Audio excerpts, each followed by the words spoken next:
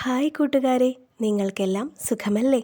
തനിമ മലയാളം സ്റ്റോറീസിലേക്ക് എല്ലാവർക്കും സ്വാഗതം. ഇന്ന് ഒരു സ്വർണ്ണ പക്ഷിയുടെ കഥയാണ് കേട്ടോ. നമുക്ക് കഥ കേൾക്കാം. ഒരു ഗ്രാമത്തിൽ ജീവ എന്നു പേരുള്ള ഒരു കുട്ടിയുണ്ടായിരുന്നു. അവൻ സത്യസന്ധനും ദയാലുവും എല്ലാവരോടും സ്നേഹത്തോടെ പെരുമാറുന്നവനുമായിരുന്നു. ഒരു ദിവസം അവൻ വിറക് ശേഖരിക്കാനായി ഗ്രാമത്തിനടുത്തുള്ള കാട്ടിലേക്ക് പോയി. അവിടെ സ്വർണ്ണ നിറത്തിലുള്ള തൂവലുള്ള ഒരു പക്ഷി പുല്ലിനിടയിൽ കുടുങ്ങിക്കിടക്കുന്നത് അവൻ കണ്ടു. അവൻ ആ പക്ഷിയെ അതിൽ നിന്നും മോചിപ്പിച്ച് പറത്തിവിട്ടു. കുറച്ച് ദിവസം കഴിഞ്ഞപ്പോൾ അവൻ വീണ്ടും കാട്ടിലെത്തി. അപ്പോൾ കാണാൻ നല്ല ഭംഗിയുള്ള ഒരു വലിയ മൂങ്ങ അവന് ഒരു സ്വർണ്ണത്തൂവൽ നൽകി. അതിൻ്റെ ശരീരത്തിൽ തിളങ്ങുന്ന രത്നങ്ങൾ ഉണ്ടായിരുന്നു. അപ്പോൾ ആ പക്ഷി സംസാരിച്ചു തുടങ്ങി.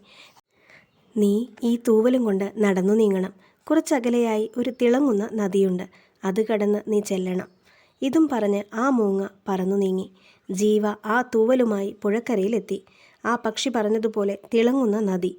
അവൻ ആ നദി കടന്ന് അക്കരെ എത്തി. അവിടെ ഒരു കുറുക്കനും മുയലും ഇരിക്കുന്നുണ്ടായിരുന്നു. അത്ഭുതം, അവരും സംസാരിക്കുന്നു. അവർ ജീവയോട് തങ്ങളുടെ കൂടെ വരണമെന്ന് പറഞ്ഞു.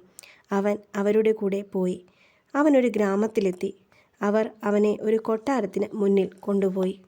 എന്നിട്ട് പറഞ്ഞു, "ഞങ്ങളുടെ ദേവതയാണ് സ്വർണ്ണപക്ഷി. അവളെ ഒരു പൈശാചിക ശക്തി ബന്ധനസ്ഥയാക്കിയിരിക്കുകയാണ്. നിനക്കേ അവളെ മോചിപ്പിക്കാൻ സാധിക്കൂ. ഞങ്ങളുടെ ഗ്രാമം മുഴുവൻ ഇപ്പോൾ ഇരുട്ടിലാണ്. ഞങ്ങളെ സഹായിക്കണം." ഇതു കേട്ട ജീവ ആ കൊട്ടാരത്തിനകത്തേക്ക് കയറി. അവിടെ ഒരു കൂട്ടിൽ സ്വർണ്ണപക്ഷി.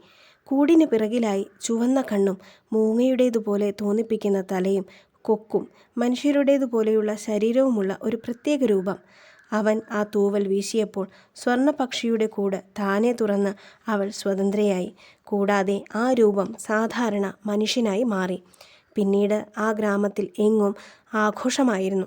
അവൻ അവരോടൊക്കെ യാത്ര പറഞ്ഞ് തൻ്റെ ഗ്രാമത്തിലേക്ക് തിരികെ എത്തി. സ്വർണ്ണപക്ഷിയും അവൻ്റെ കൂടെ ഉണ്ടായിരുന്നു. വർഷങ്ങൾ കഴിഞ്ഞു. അവൻ ചെറുപ്പക്കാരനായി. വീണ്ടും ഒരുപാട് വർഷങ്ങൾ കഴിഞ്ഞു. ഇപ്പോൾ അവനൊരു വൃദ്ധനാണ്. അവൻ ഈ കഥ പേരക്കുട്ടിയോട് പറയുകയായിരുന്നു. അപ്പോൾ പെട്ടെന്ന് ആ സ്വർണ്ണപക്ഷി അവിടെ എത്തി. ജീവ അവളെ നോക്കി ഒന്ന് പുഞ്ചിരിച്ചു. നിങ്ങൾക്ക് ഈ കഥ ഇഷ്ടപ്പെട്ടോ കൂട്ടുകാരെ? ഇഷ്ടപ്പെട്ടുവെങ്കിൽ ലൈക്ക് ചെയ്യാനും ഷെയർ ചെയ്യാനും സബ്സ്ക്രൈബ് ചെയ്യാനും മറക്കരുതേ. കൂടാതെ അഭിപ്രായങ്ങൾ കമൻറ്റ് ചെയ്യണേ. ഇനി മറ്റൊരു കഥയുമായി മറ്റൊരു ദിവസം കാണാം.